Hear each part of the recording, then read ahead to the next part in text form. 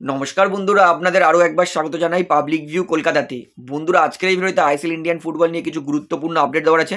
তো বলে রাখি, অনেকটা আপডেট হয়তো আপনারা জানতে পেরে গেছেন, কারণ ভিডিওটা আমার বানানো অনেক আগে উচিত ছিল, কিন্তু আমি অনেকটা ব্যস্ত ছিলাম। ঘরে ফিরেছি 4টে সাড়ে 4টের সময়, তো ভিডিও বানাতে অনেকটা লেট হয়ে গেল, তার জন্য কিন্তু ক্ষমা চাইছি। তো চলুন এক করে ভিডিওটা শুরু করি। এবং ভিডিওতে কিন্তু মোহনবাগান, ইস্টবেঙ্গল দল এবং ডার্বি নিয়ে কিন্তু কিছু গুরুত্বপূর্ণ আপডেট দেওয়ার আছে।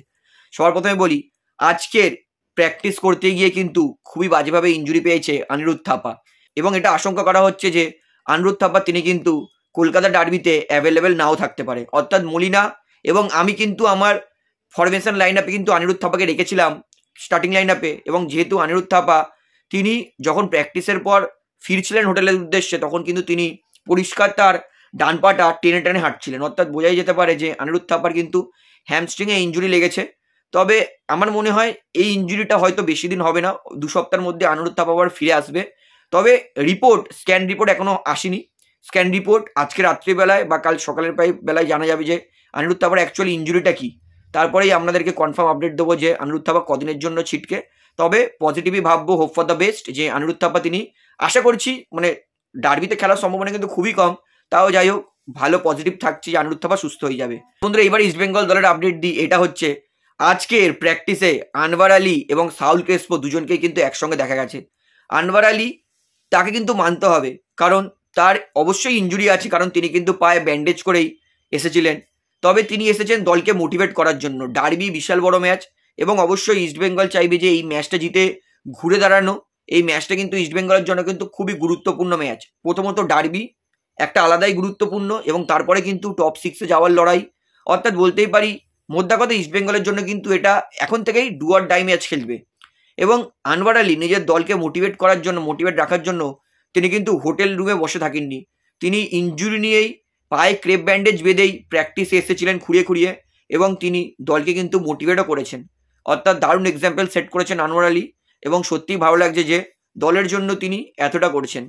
তো সাউল ক্রেসপো তিনিও কিন্তু আজকে প্র্যাকটিসে এসেছেন। তবে ডার্বি সাউল ক্রেসপো খেলবে বলে তো মনে হয় না, কারণ সাউল ক্রেসপো এতদিন পরে প্র্যাকটিসে এসেছে। তিনি প্র্যাকটিস তো এরকম না যে জাদুমন্তর আমি প্র্যাকটিসে এসেই একদিনেই সুপার প্র্যাকটিস করে দিলাম, তারপরের দিন ডার্বিতে নেমে গেলাম, ওরকম তো হবে না। আজকের সাউল ক্রেসপো তিনি কিন্তু দলের ফিজিওর সঙ্গেই সাইড লাইনেই প্র্যাকটিস করেছেন। তো বেশিক্ষণ নয়, কিছু সময় প্র্যাকটিস করেছেন। তারপরে কিন্তু পুরো প্র্যাকটিসটা সাউল ক্রেসপো তিনি মাঠে বসেই দেখেছেন। অর্থাৎ সাউল ক্রেসপো তিনি প্র্যাকটিসে এলেও তিনি কিন্তু ডার্বিতে অ্যাভেলেবেল থাকবে না। তিনি নিজেকে পুরোপুরি সুস্থ এবং ফিট করার চেষ্টা করছে। তাহলে বন্ধুরা, এইবারে আপনাকে তার পরের আপডেট দিই। এটা হচ্ছে ইস্টবেঙ্গল দলের নতুন বিদেশি রিচার্ড সেলিস, তিনি কি ডার্বি খেলবে?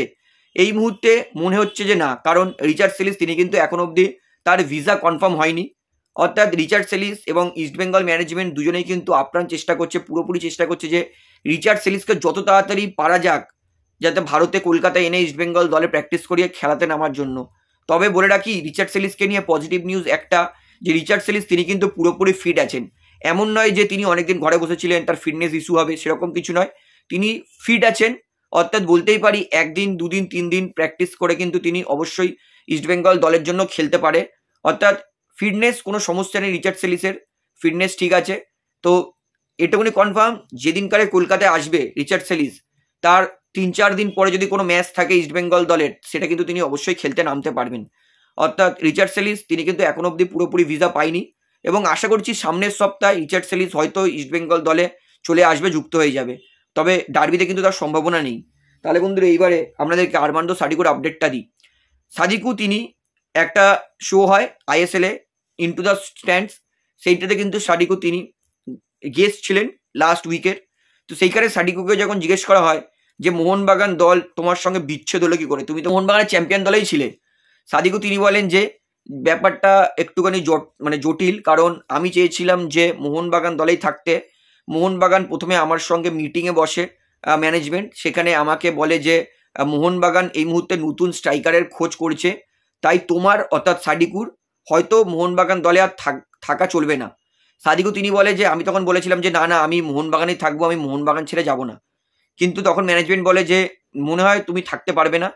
কিন্তু এবং সাদিকু বলে যে তার পরের দিনই আমাকে মনোলো ফোন করেন। মনোলোর সঙ্গে এর আগেও তিনি কাজ করেছেন, বলছে মনোলোকে আমি চিনি। মনোলো আমাকে ফোন করে বলে যে এফসি গোয়ার এই প্ল্যান, এফসি গোয়া এই ভিশন রাখছে, এফসি গোয়া এই ট্যাকটিসে ফুটবল খেলছে, যেখানে সাডিকু নাকি পুরোপুরি ফিট হয়ে যাবে। অর্থাৎ সাডিকু তিনি বলে যে মনুল্লাহ আমার সঙ্গে 8 ঘন্টা কথা বলে এবং তারপরে আমি আমার বন্ধুকে ফোন করি হুগো বুমসকে। হুগো যেহেতু এর আগেও গোয়াতে খেলেছে, তাই আমি হুগোকে জিজ্ঞেস করি যে সেখানের পরিবেশটা কেমন। হুগো বলে যে ভালো। তারপরে আমি আর মাথায় কোনো সংশয় রাখিনি, আমি তখন সঙ্গে সঙ্গে এফসি গোয়াকে হ্যাঁ বলে দিয়েছিলাম। তারপরে আমি এফসি গোয়াতে সই করে নিয়েছি। অর্থাৎ এর থেকে কিন্তু একটা জিনিস বোঝা যাচ্ছে যে সাডিকু তিনি কিন্তু মোহনবাগান ছাড়তে চায়নি, মোহনবাগান দল কিন্তু সাডিকুকে ছেড়ে দিয়েছে। তো আপনার কি মনে হয় এই বছর কি সাডিকুকে মোহনবাগানে রেখে দেওয়া উচিত ছিল? কারণ সাডিকু তার কিন্তু যাওয়ার কোনো ইচ্ছে ছিল না, সেটা আমাকে অবশ্যই কমেন্টে জানাবেন। তাহলে বন্ধুরা ভিডিওটা এখানে শেষ করছি, আশা করি ভালো লাগলো। তো ভিডিওটি ভালো লাগলে অবশ্যই লাইক করুন, কমেন্ট করুন, শেয়ার করুন এবং চ্যানেলের নতুন সকলকে এক অবশ্যই পাবলিক ভিউ কলকাতা চ্যানেলটিকে সাবস্ক্রাইব করে বেল আইকন প্রেস করে অল করে রাখবেন।